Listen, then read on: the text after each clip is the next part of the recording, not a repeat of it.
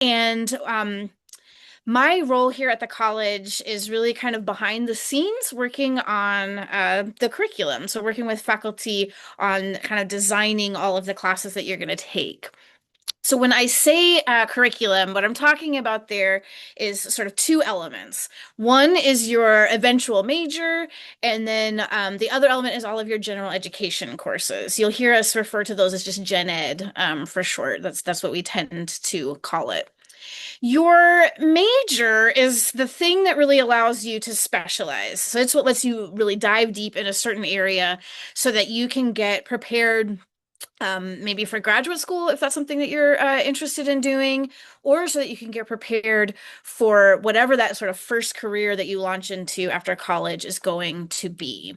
So, for an example, for a major here, I've circled communication because I was imagining, like, what if I knew my career that I wanted to go into was something in social media? Communication then might be the major that would really help me prepare for that kind of future career. Every potential major you have has its own set of requirements of like 8 to 16 classes that you take. I know that sounds like a big difference, but it really just depends on what the major is and what it's preparing you for. So, like if you're majoring in chemistry or bio and you're definitely planning to go pre-med, that's why you might have more requirements than some potential other majors. You've heard me say at least once, that this is your eventual major. And the reason that I say that is because at Berea College, you actually don't officially have a major until you're the end of your second year on campus. And the reason that we do that is because we really believe in letting people have some time to explore and see what the best fit for them is. So you'll be able to start exploring a major right away, but you're not like locked in and committed to it right from the start. The other element of the curriculum, Gen Ed, is a bunch of different classes, which I'll tell you a little bit more about later, but that are really designed to push you outside of whatever it is that you decide to specialize in your major.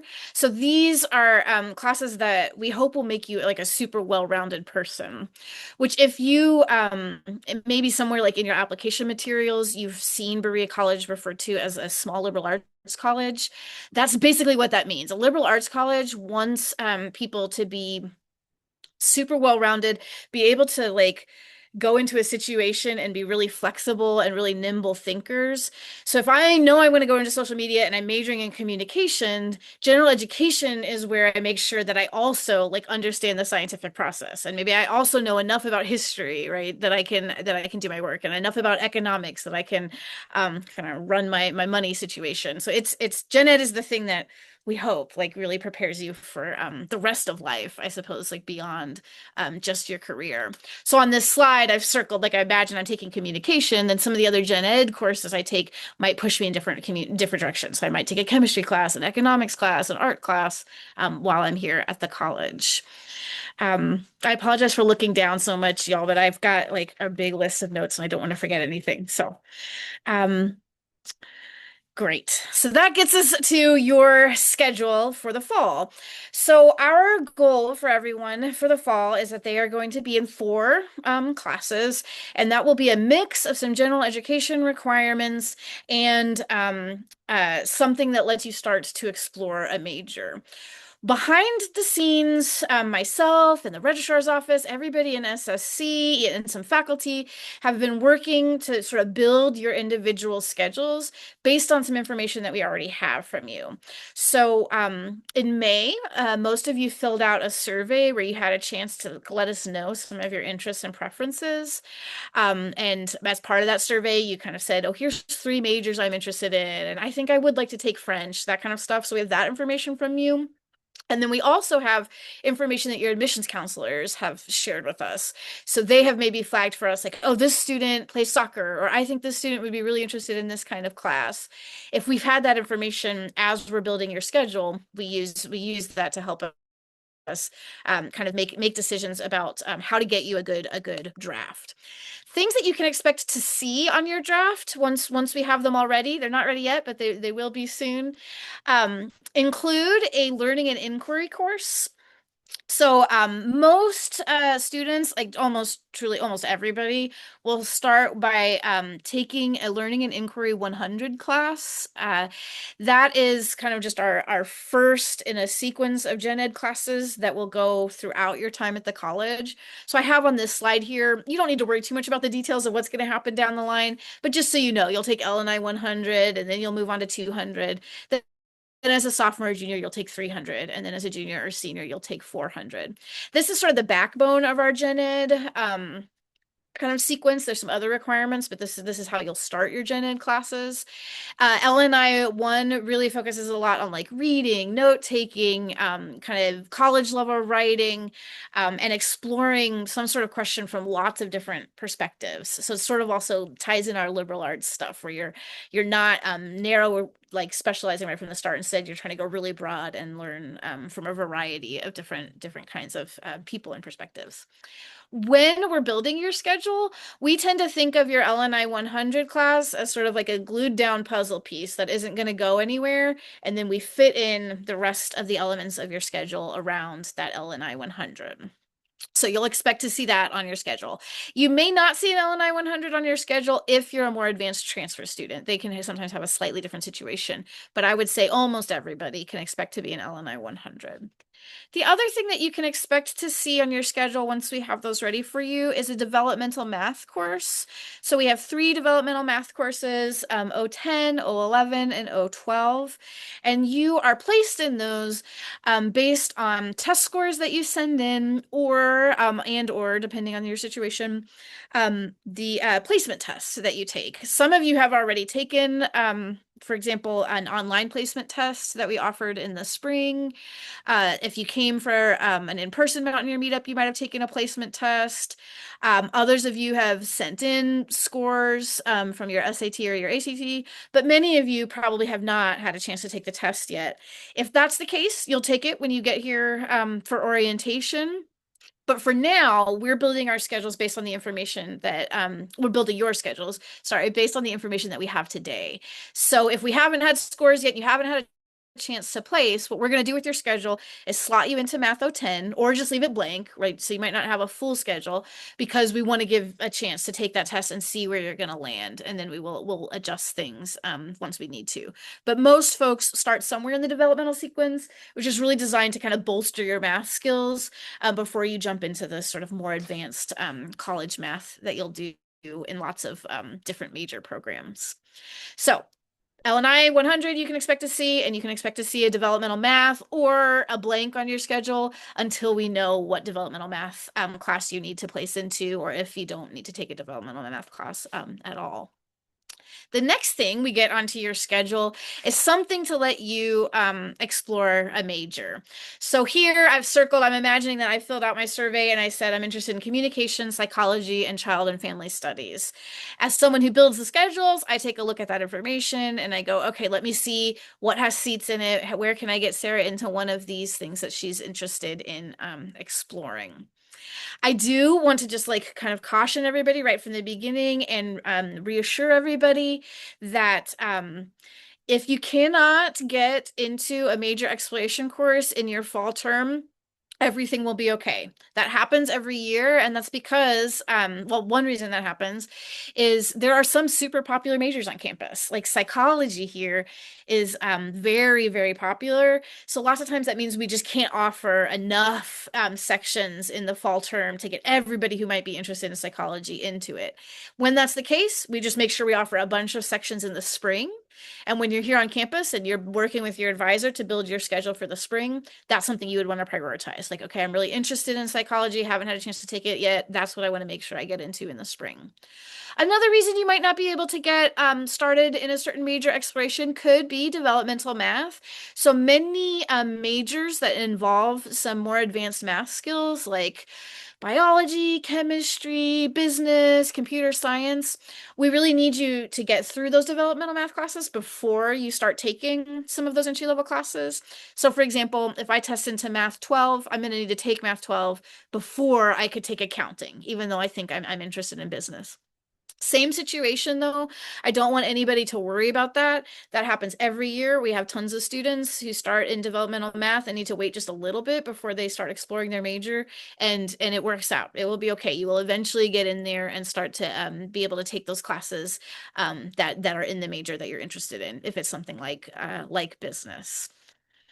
Then you will have gen ed courses. So here I've circled French. I'm imagining that I'm in LNI 100, I'm in developmental math, I'm in maybe a communication class, and then I have been assigned to French for my general education class.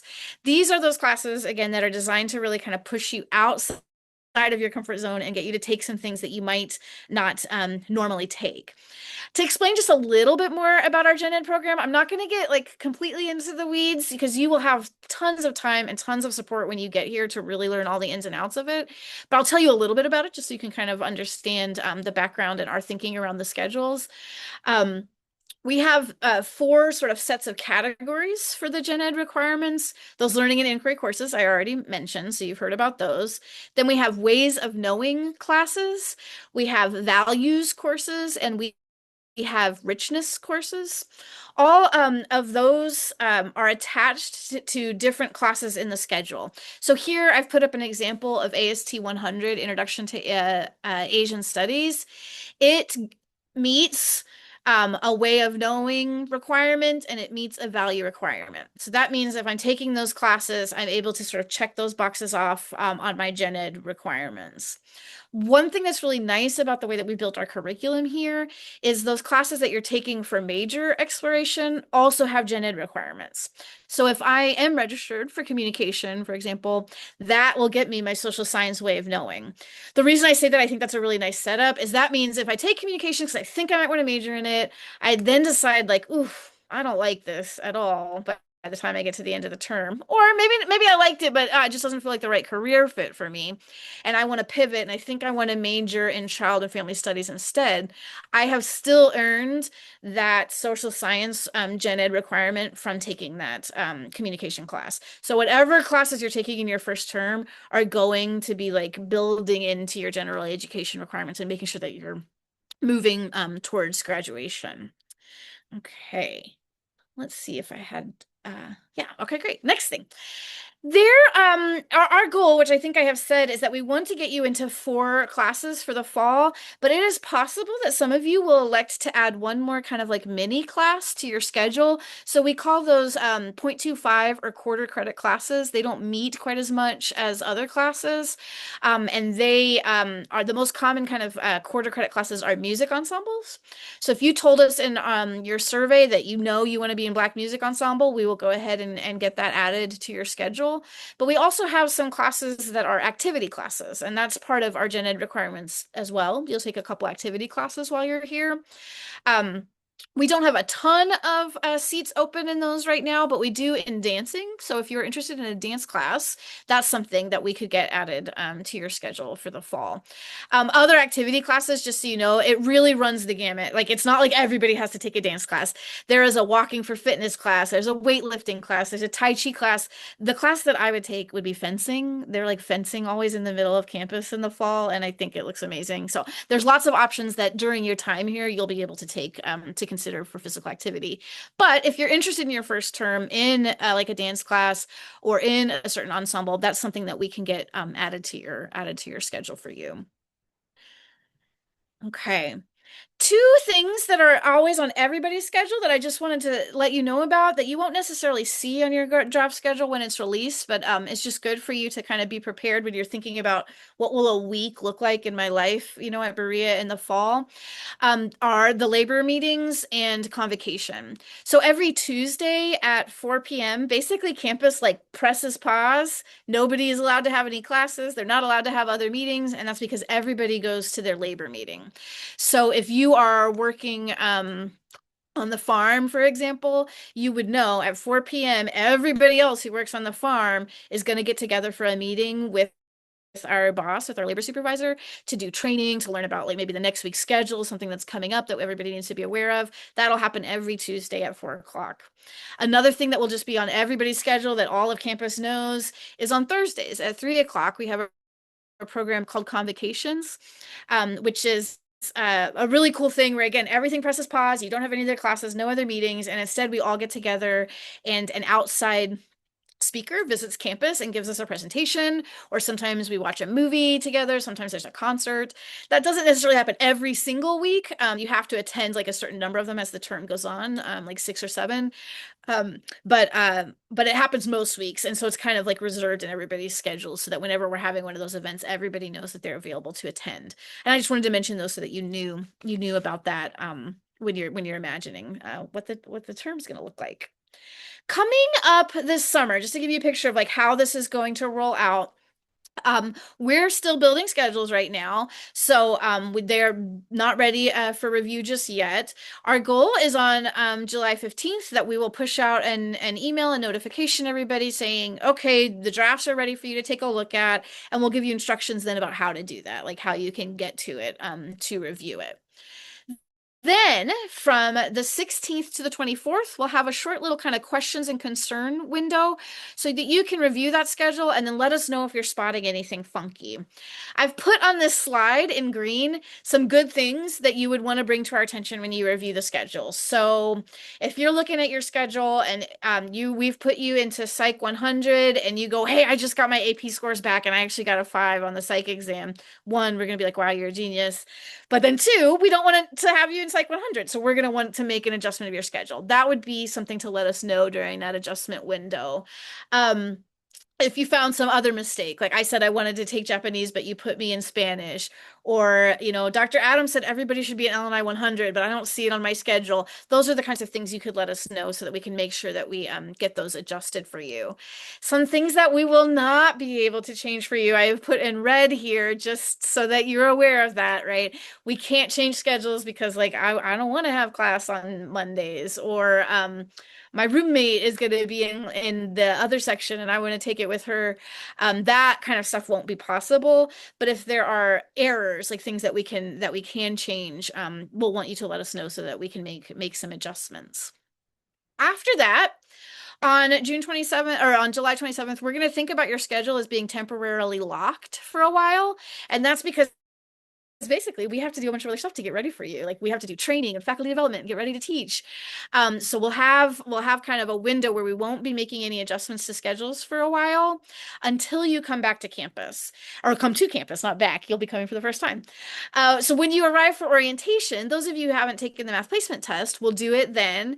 And that is when there'll be a kind of final couple of days where we can make tweaks. If it's like, oh, we thought you were going to be in math 12, but it turns out you need to be in calculus instead, we'll go in and we'll move things around on your schedule to make sure that you're set up before the first day of classes start, that you're kind of in the classes that make the most sense for you.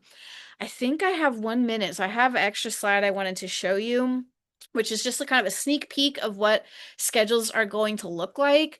So this is a list of classes that I have placed a student into, and I wanted to show this to you just so you, as you're thinking about how weeks look, I just wanted you to know that at Berea, your classes don't necessarily meet every single day. Most classes meet Monday, Wednesday, Friday, or they meet Monday, Wednesday, or they meet Tuesday, Thursday. And then if you're in a science class, those might meet Monday, Wednesday, Friday, and then have like an extra lab time because you need a good chunk of time to really get in there and do like an experiment from start to finish. So I just wanted you to know that can be a difference depending on where you went to high school or other schools that you've gone to. You might be used to going to every class every single day. Here at Berea, it'll be a little bit different. You might not have might on Monday have 2 classes, on Tuesday have 2 different classes. But eventually, once we've got things built, you'll be able to see a list of the classes like this, and you will also be able to see a list of the classes like this, so that you can kind of get that week picture for yourself as you start to think about how you're going to manage your time. When am I going to study? When do I want to make sure I call home every day? Like that kind of stuff.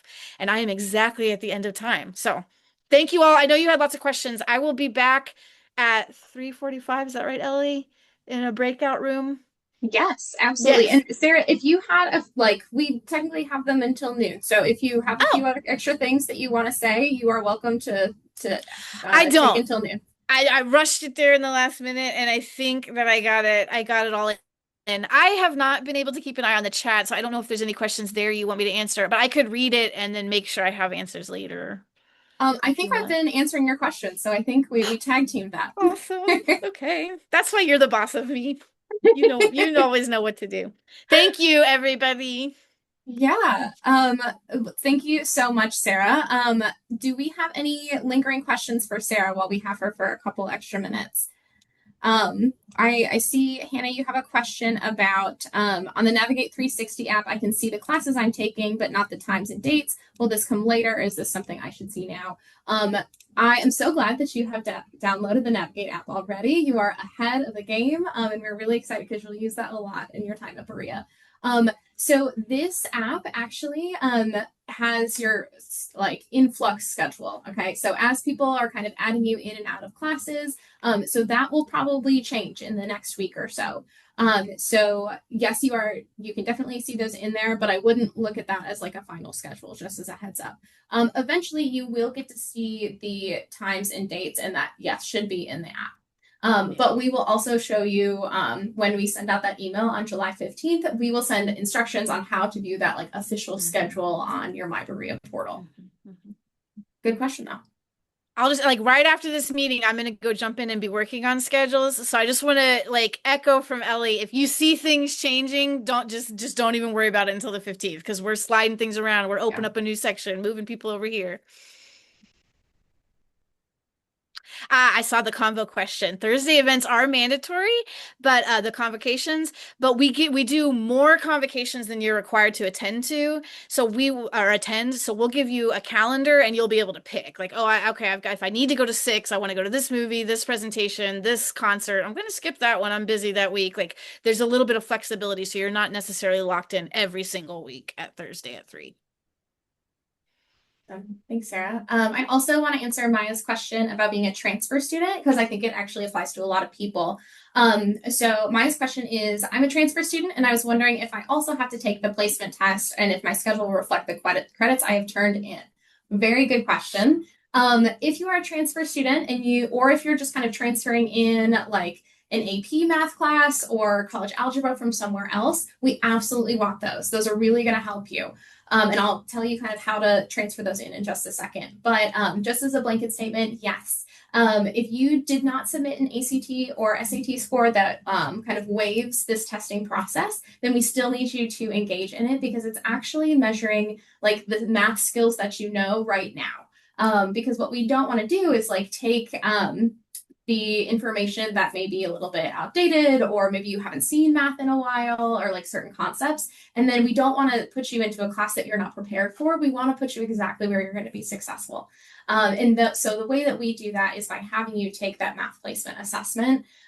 So even if you're a transfer student and you have college algebra, absolutely send that to us, but we do still need you to engage in that math placement process and take that assessment. But I also want to do just like a 30-second spiel of if you have transfer credits, how to send those. So if you took dual enrollment classes or you took classes at another institution, we need those official transcripts. So dual enrollment classes are also like specifically tricky because a lot of people think they can just send in their high school transcripts that have those classes on them, but we actually need them straight from the source.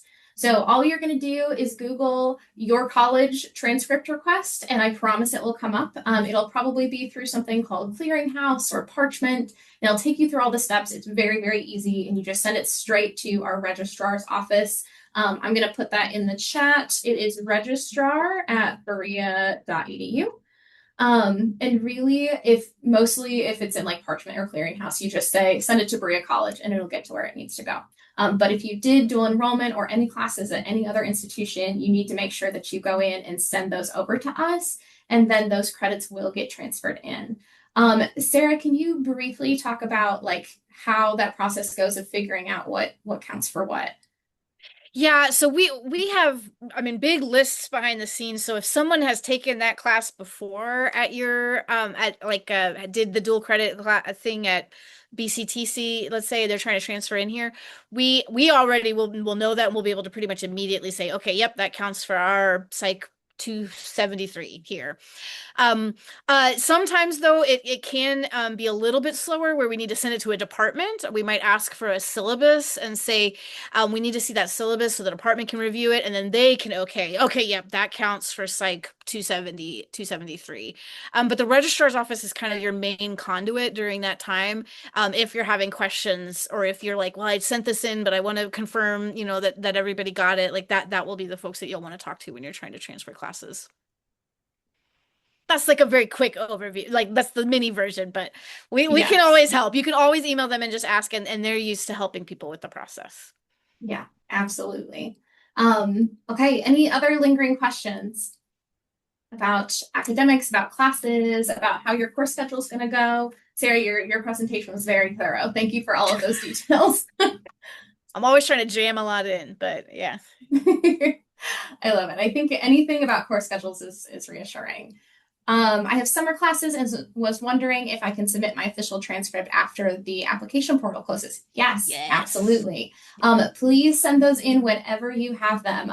We got a lot of people that were nervous about AP classes as well because they weren't going to get their scores until July. That is okay. Whenever you get those transcripts or whenever you get those scores, send them in, and you actually don't even have to use your portal for that.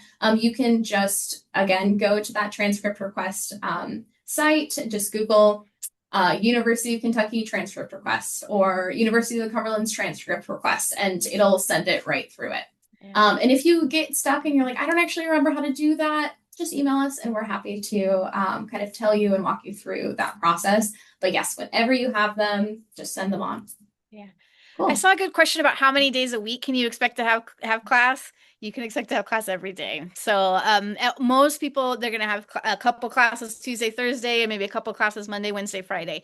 Every once in a while, you might get some unicorn semester where you don't have classes 5 days a week. But I think the current students can tell you that that is going to be very rare. Yeah. We're kind of a 5 day a week operation. We got a lot going on all the time. So. Awesome. Okay. I'm waiting for any more. Don't be shocked. It's great. It means 5 days of learning. What could be better?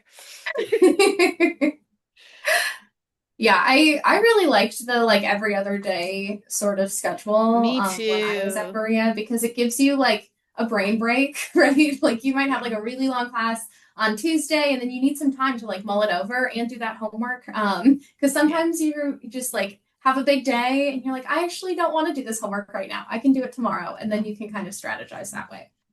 So it's really nice. And then of course your like work schedule can also kind of complement that and it'll work itself in between your classes as well. So you'll have a schedule, you'll get into a rhythm, and really like once you find your rhythm, you're golden. It just kind of takes a little bit to get your footing. And there are so many people that are going to be here to help you. And just like the next session said, like all you have to do is say, hey, I need some help. And everybody would be happy to help you do that. So Yeah, and then 5 minutes later, you're gonna be saying, I really just need one person to help me. Why are 30 people being like, how can we help? What can we do? We want to help. yes, absolutely. Okay. Well, oh,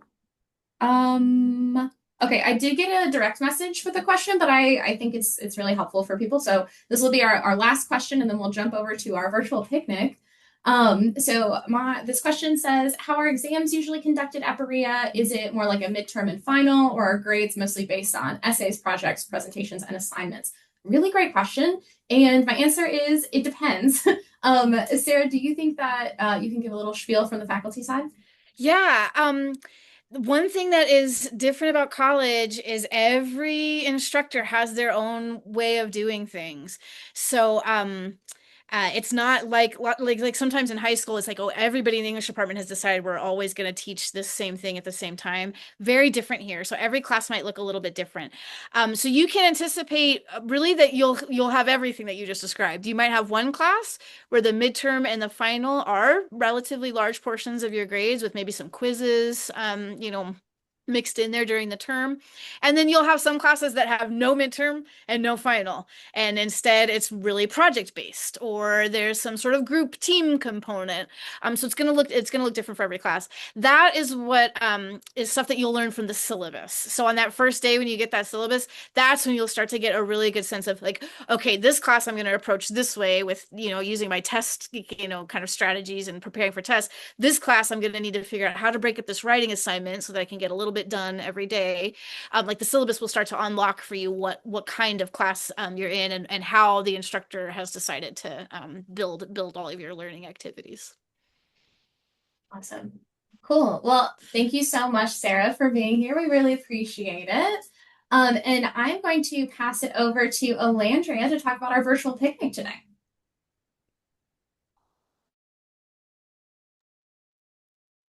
Okay, now we're going to move into the virtual picnic. I put you guys into three breakout rooms with one of our student staff, and you guys can grab some food if you want to grab food and eat and play GeoGuessr with our student staff. So I will open up those rooms, but I will also stay in this room right here. If you guys have any questions, you can stay here and ask me a question, or you can direct message me. I'm answering lots of questions, and I'm happy to do that. So I'll open up those rooms.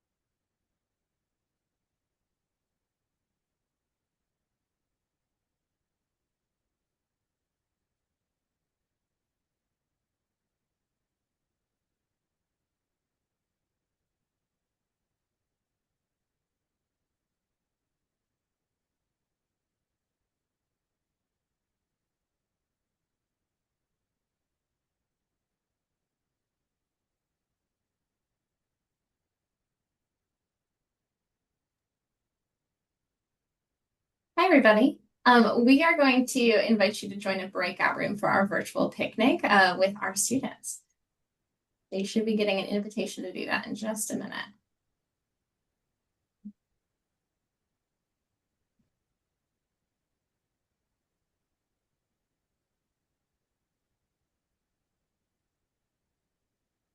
Unless you were staying here because you have questions, at which point you are more than welcome to ask those too.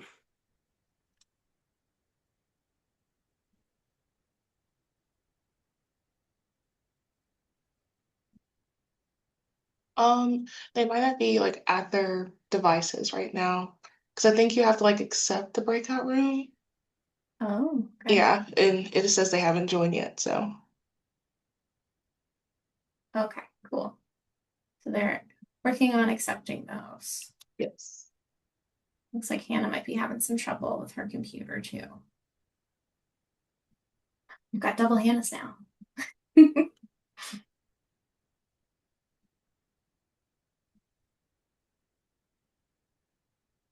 Okay.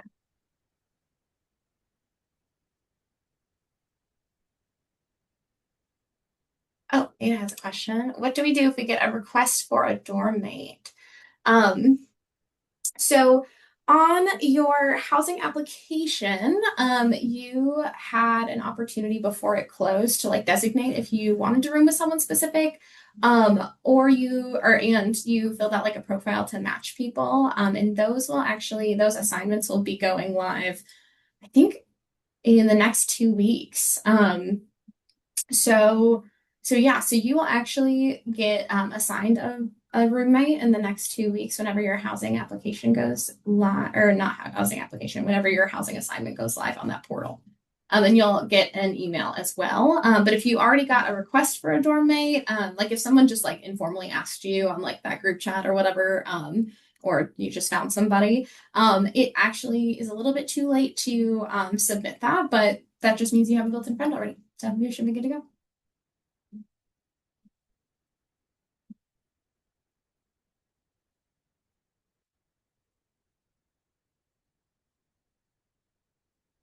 Ada, do you want another invitation to go to a breakout room?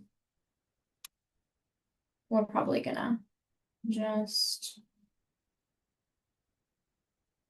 yeah, okay, great. Yeah, perfect.